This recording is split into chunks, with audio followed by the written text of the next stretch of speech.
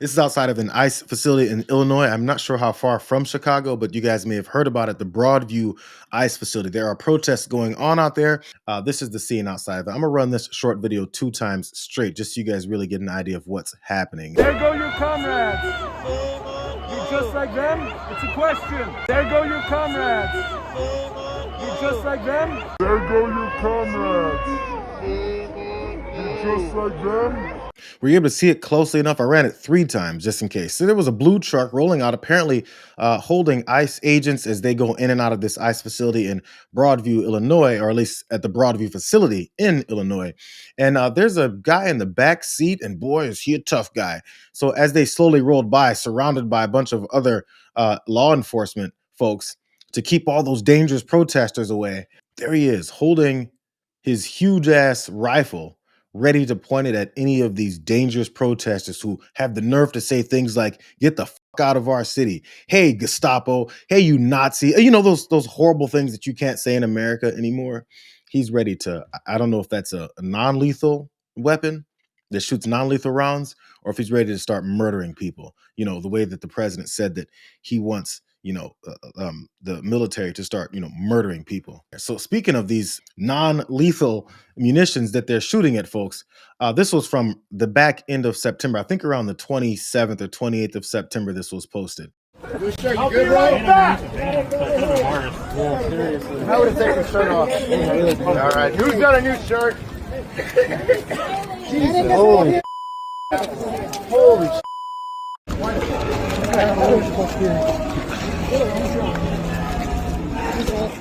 He's trying to shoot me. Look at you, David. Get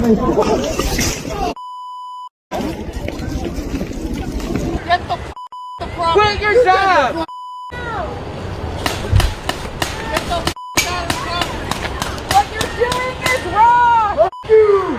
You're a fucking waste. Die. You're a fucking waste. Get out of here.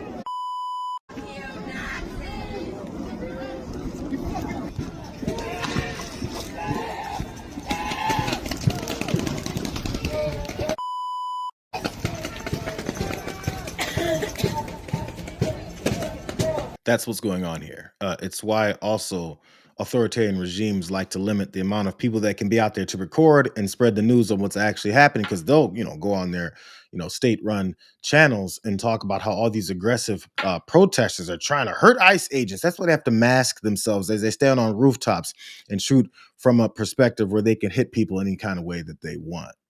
But the outrage apparently is supposed to go on the people who are pushing back on these illegal activities. There's a reason why these cowards are coming up and clumping in these groups, is because, one of the points that they had this next video, which is a little bit comical, but also serious at the same time.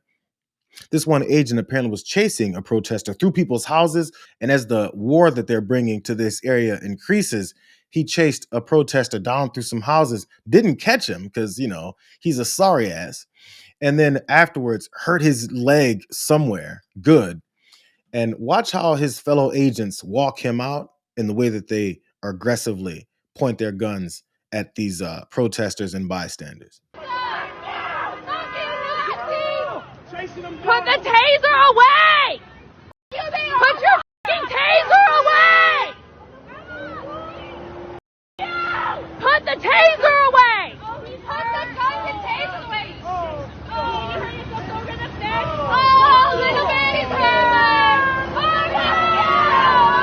What are you pointing at them? Stop! Leave them alone. Their hands are up. Their hands are up. They're not doing anything. That's crazy. Stop pointing at people. Leave them the alone. No one is aggressive at them. No one is holding any weapons. Hands are up. But as they rescued their boy who busted his leg because he can't run and walked him out, it's like they're coming out of a hostage situation. They got to point their tasers and what other weapons that they can at these folks who are doing nothing else, honestly, except being annoying. And that's what it takes to then start attacking folks. So let's start with where the problem is. The human rights violations that these guys are carrying out. And when folks come out, they walk around and start acting like they're in a war, because the president of the United States keeps talking about how we're in a war with American citizens. All this is outside of that same facility. Other agents came in. This post here talks about how this Greg Bovino guy leads a group of federal agents, including BOP, ATF, and HSI, out of the Broadview ICE facility to confer with Illinois State Police before pushing these protesters back.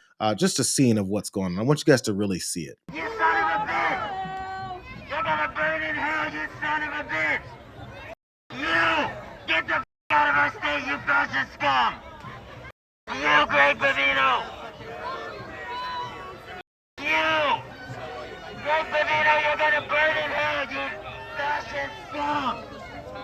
We know all about what you've done to the people of our state!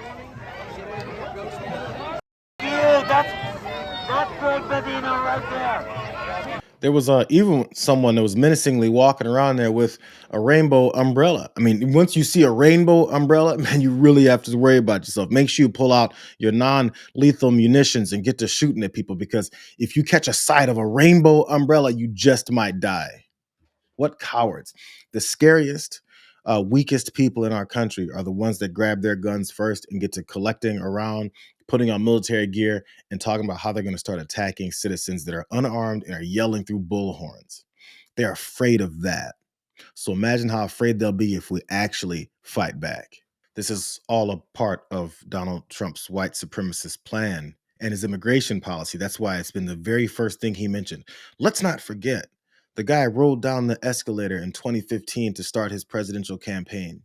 The very first thing he talked about was these dirty, filthy illegals that he called all drug dealers, rapists, and criminals. They're bringing drugs, they're bringing crime, they're rapists, and some, I assume, are good people. And that was the beginning of his message. Now that he's president for the second time, that is what he's carrying out.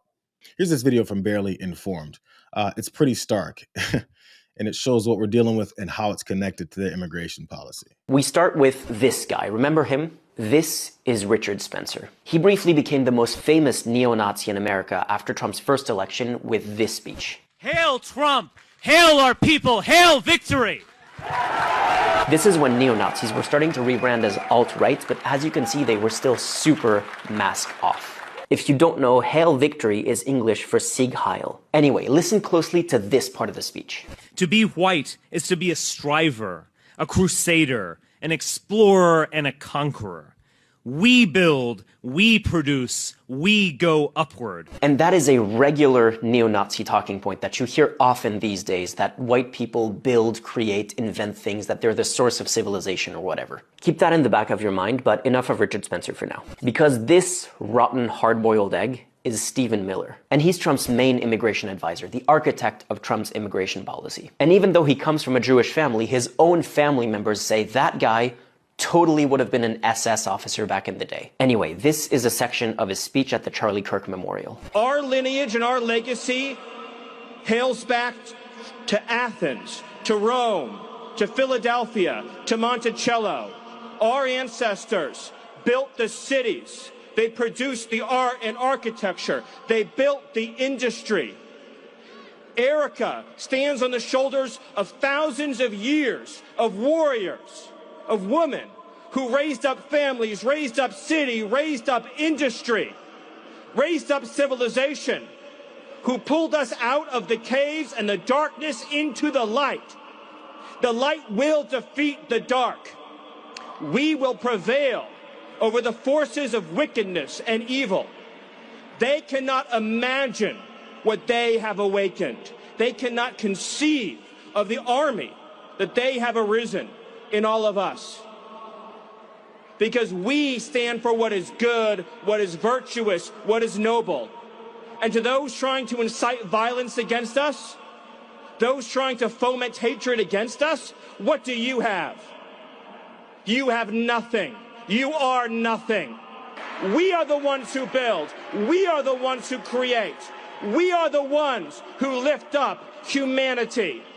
Anyone who knows anything about Nazi propaganda know that that was a Nazi speech. Not even a watered-down crypto-Nazi speech. That is a straight-up Nazi speech from the 1930s. And they feel comfortable doing this because they know that the killing of Charlie Kirk has given them a way to dismiss and invalidate comparisons to the Nazis. Stephen Miller is the architect of his immigration policy. The immigration policy that has armed troops in the streets, who has collected and federalized local police, who has folks shooting non-lethal munitions at protesters for yelling with rainbow umbrellas in their hands.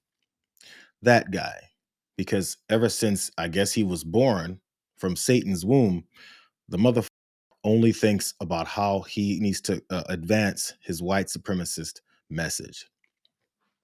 That was a funeral, a going home celebration. And I guess it was something that they feel Charlie Kirk could have been proud of. You don't have to worry about anybody else talking about Charlie Kirk being a white supremacist. The white supremacists keep telling you that Charlie Kirk was a white supremacist. That's how they celebrated him. That's how they continue to try and push his legacy, is what they call it, on America.